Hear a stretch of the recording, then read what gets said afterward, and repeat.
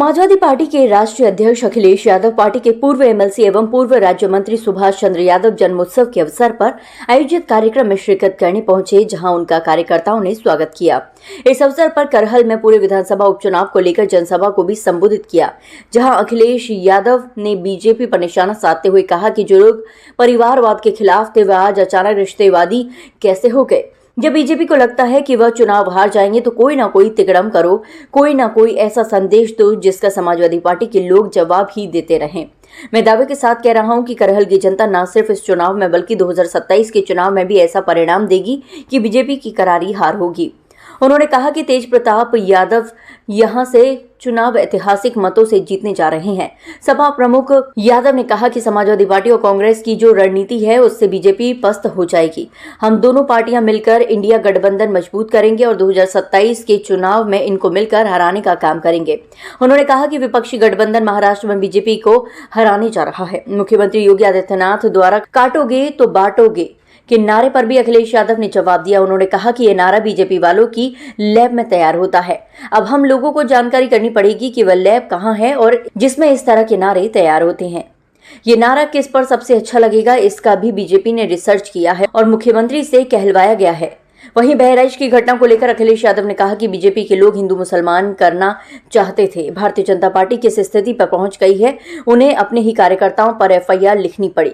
अखिलेश यादव ने कहा कि भाजपा के चेहरे पर विनाश दिखाई देता है और उनके हाथ देखोगे तो विनाशकारी रेखाएं उनके हाथों पर दिखेंगे। ये विकास नहीं कर सकते, ये विनाश कर सकते हैं। आपसे बेहतर बीजेपी को कोई नहीं समझ सकता। हमारे पत्रकार साथियों, जब बीजेपी को लगा कि वो हार जाएंगे तो कोई ना कोई तिगड़म करो, कोई ना कोई तिगड़म करो, कोई ना कोई ऐसा संदेश दो जिसका समाजवादी पार्टी के लोग जवाब ही देते रहे। ये लोग तो परिवारवाद के खिलाफ वाले लोग थे। याद करो आप, जो लोग परिवारवाद के खिलाफ थे आज रिश्तेदारवादी कैसे हो गए। सोचिए आप, जो लोग परिवारवाद के खिलाफ थे वो रिश्तेदारवादी निकले। और मैं आपसे कह रहा हूं, करहल की जनता न केवल इस चुनाव में बल्कि 27 के चुनाव में जब सरकार बननी है, सरकार के चुनाव में भी ऐसा परिणाम आएगा और ऐतिहासिक परिणाम तेज प्रताप जी के पक्ष में आने जा रहा है। जहां ऐतिहासिक परिणाम समाजवादी पार्टी के पक्ष में होगा, वहीं हार का ऐतिहासिक परिणाम भी भारतीय जनता पार्टी के पक्ष में आएगा। ये भारतीय जनता पार्टी वाले हवा बहुत बनाते हैं। याद कीजिए लोकसभा के चुनाव में क्या हवा बना रहे थे और भारतीय जनता पार्टी के लोगों ने इतनी बदतमीजी की थी।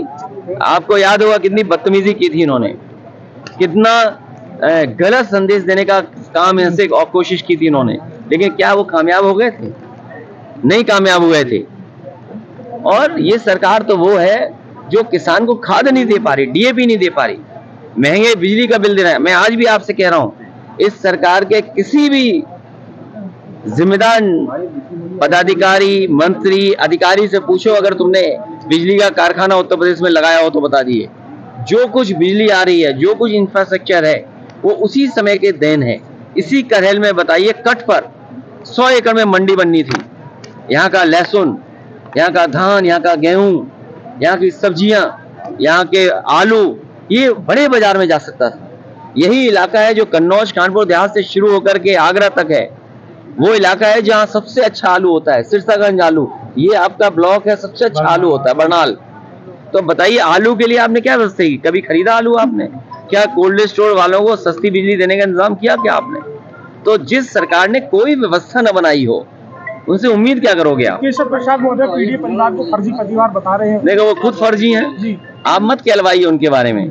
देखिए, ये उनकी पार्ट ऑफ स्ट्रेटेजी है। जैसे सर्कस तो आना बंद हो गए, सर्कस आना बंद हो गए, लेकिन जब कभी भी, जैसे आप टीवी चैनल में देखते होंगे कि कुछ समय ऐड का आ जाता है, यूट्यूब देखते हैं हम, कोई अच्छी चीज आ रही है, गाना आप अच्छा सुन रहे हैं, सडनली कोई ऐड आ गया जिसको आप हटाना चाहते हो। ये विज्ञापन का सामान है। क्योंकि सरकार ये जानती है मुख्यमंत्री जी फेस नहीं कर सकते हैं, इसलिए उन्होंने फेस ना करना पड़े, इसलिए कुछ असिस्टेंट रखे हुए उन्होंने।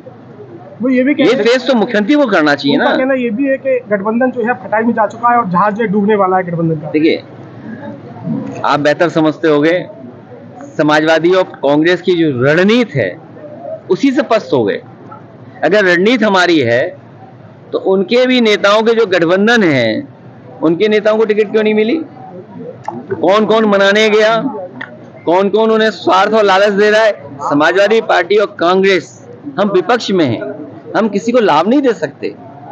हम अपनी बात कर सकते हैं, लड़ सकते हैं। ये हमारी स्ट्रेटेजी का हिस्सा है कि हमारे रणनीति है कि हम लोग मिल करके इस तरह लड़ रहे हैं, न केवल अभी लड़ रहे हैं, इंडिया गठबंधन मजबूत करेंगे और 27 में भी इनको हराने का काम करेंगे। बाई इलेक्शन में स्वरूप क्या रहेगा गठबंधन का, क्योंकि कांग्रेस मैदान छोड़ती हुई दिखाई दे रही है कहीं ना कहीं। नहीं, ये शब्द का चयन गलत है आपका। जी, ये हमारी रणनीति है, ये हमारा तरीका है कि किस तरीके से भारतीय जनता पार्टी का मुकाबला करें, उन्हें हराएं।